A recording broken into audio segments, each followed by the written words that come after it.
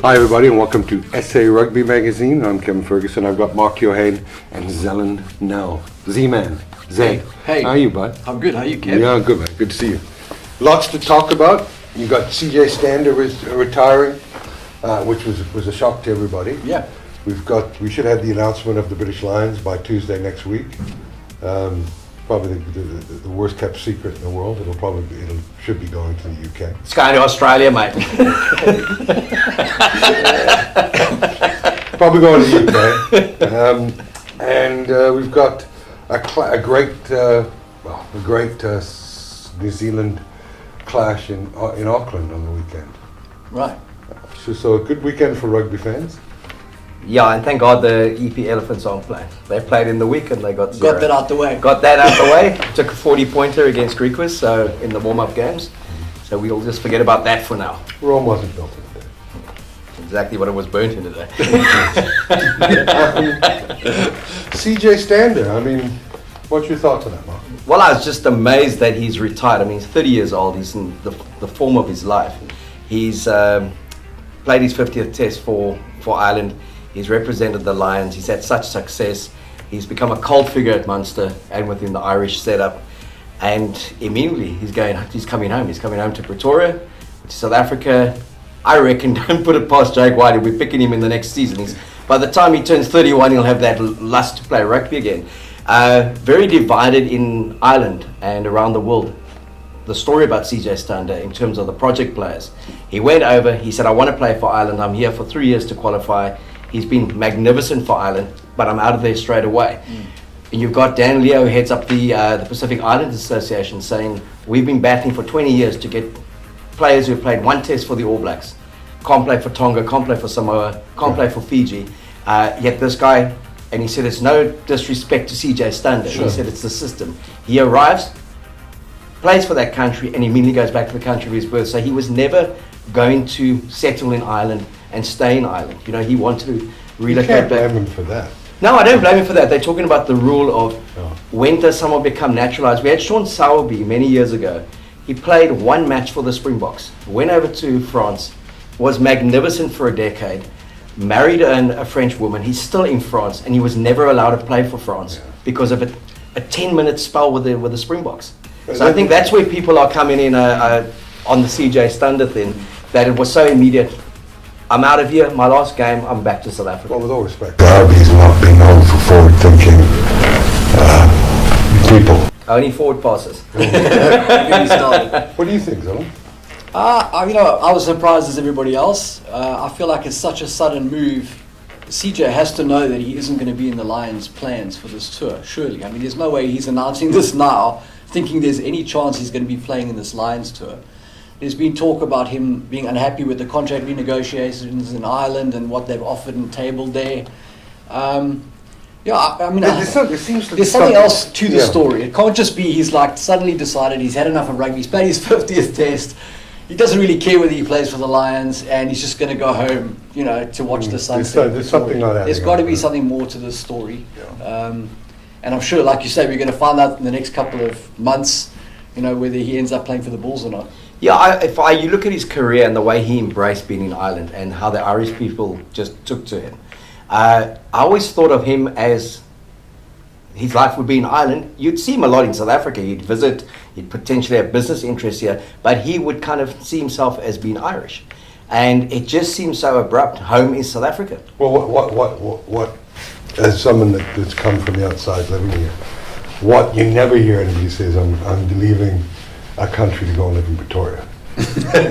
Cape Town, yes. Pretoria, no. Sorry, Pretoria people, but not really on the. But I mean, let's just say he gets picked for the Lions, and he has a great tour.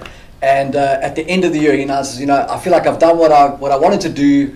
My body isn't where it was, and I'm going to pack it in, and I'm going to head back to South Africa. Like the timing of that would kind of make more sense. Or if they'd announced the squad and said, CJ is not in our plans. Maybe, but it just seems the timing right now, and straight off to his 50th. Yeah, and with one game to go in the Six Nations for Ireland. And he's not 34, he's 30, and a very heartfelt kind of release and well written, and thanking everyone in Ireland, thanking the Munster people. Rory Best, who captained, and said if every player who put on the Irish jersey had his attitude and his love for Ireland, pick him. But it just seems so abrupt. And As also, if something is going on behind the correct. scenes that one's not privy to. And I can tell you now, it's I don't mean it as a joke.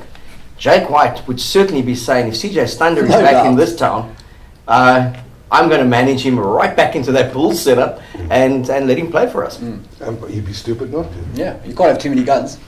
Unless they still think he's too small in Pretoria. Jake will ask you to play hooker maybe. Scrub off. Maybe. So I think there's something more to the story. Obviously, I'm not a conspiracy theorist, but like you say, when someone says that's it, they're still 3 to 4 years out from being in their prime. Lions tour coming up. Maybe there's a little bit more to the story, and hopefully it'll unfold and we can get to the bottom of it.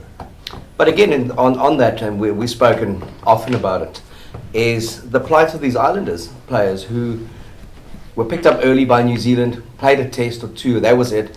And surely if you want to make world rugby stronger and you want those teams to be competitive, let Charles Piutau play for Tonga. He'll be an incredible draw card at a World Cup in test matches. Or you've got those guys. You can't have that rule for one. But all those guys have to be very particular that they don't want to play for New Zealand. They want to play for the island of their heritage or the island of their birth, because a lot of those players weren't born in those islands. It's their grandfather or their father that's come from there. I think you had that. There were in the last World Cup there were 4 Pacific Island born players in the New Zealand squad, and I think Samoa had 17 New Zealand born players in their squad. So which one are you? But it's, if World Rugby is looking at trying to get that second tier stronger, surely you want the strongest players playing for those teams, and not just a blanket rule to say 6 years ago you played 2 tests for the All Blacks, so you can never play for Samoa or Tonga or Fiji or whatever. So, I think you fix it with the blanket rule. You say you play for the country that you're born in. Then you'd never have these guys playing for the All Blacks. They could go play Super Rugby for the Crusaders. They could, advertise their wares there, get their profile up, and then get picked for one of those super clubs. But ultimately, if you want to play international rugby, you play for the country that you're born in. And there'll be times when there's a guy who's born in Bangladesh who's actually a South African and he can never play for the Box, and that's just tough cookies. It'll avoid this kind of situation. I think that's the way to go. Bangladesh could have quite a team. That's. I'm glad you're not teaching my children. Black and white, that's it. That's the way to roll. Just have the guy, if you're born in the country, that's where you play. Ultimately, Test rugby is a celebration of nations. But if I'm born here and 6 months later I'm shipped off to the UK and I spend the next 20 years in the UK, I think there's got to be some rationale behind it. If you've never played for your country or you weren't developed yet, very different. But so if I go to France at 19, as Peter de Villiers did, he went to France not to play rugby, he went to kind of experience culture and life. Ended up at Stade Francais, got contracted, and he's been there ever since. He popped back to South Africa for a couple of years in terms of business, but his wife's family's on that side. His kids were all born there. He's a Frenchman as much as he's a South African, but he played Test rugby 70 times for France, and he was French. And when he retired, he stayed in France. That's where Paris was his home. So that poor bugger, you would have said, no, he's out. He's got to go back to South Africa. But no matter how you cut it, no matter which way you do it, even if you say, if you leave the country by the time you're 18, it's fine, you can qualify to play for somebody else, there's going to be a sad story somewhere where somebody misses out because they took a flight at the wrong time. There's no way to not have this situation. Or I had a night of passion at the wrong time. But CJ, geez, I was quite surprised. At 30, and he's really been in good form, man. Yeah, and there's nobody behind him. It's not like there's a young up-and-comer who's pushing him for playing time. He walks away. Who does Ireland start at 8? Well, James Lowe's heading out as well. The Chiefs winner, who's been there 3 years, qualified, picked this year for Six Nations. The minute that contract is over, he's back in the North Island of New Zealand, either playing provincial rugby or opening his business. So it's messy. I think where it's messy for Ireland is, how do they continue to sell that to their public? Because there's no longevity in those players. They come in here, so do they accept, okay, these three players are going to make us a very good, or in the top three of the world, but they're never going to be Irish in that sense because they straight back to New Zealand or South Africa or Australia when it's over. Look, yeah, I mean, Ireland's one of those places it's great to visit, but not to live.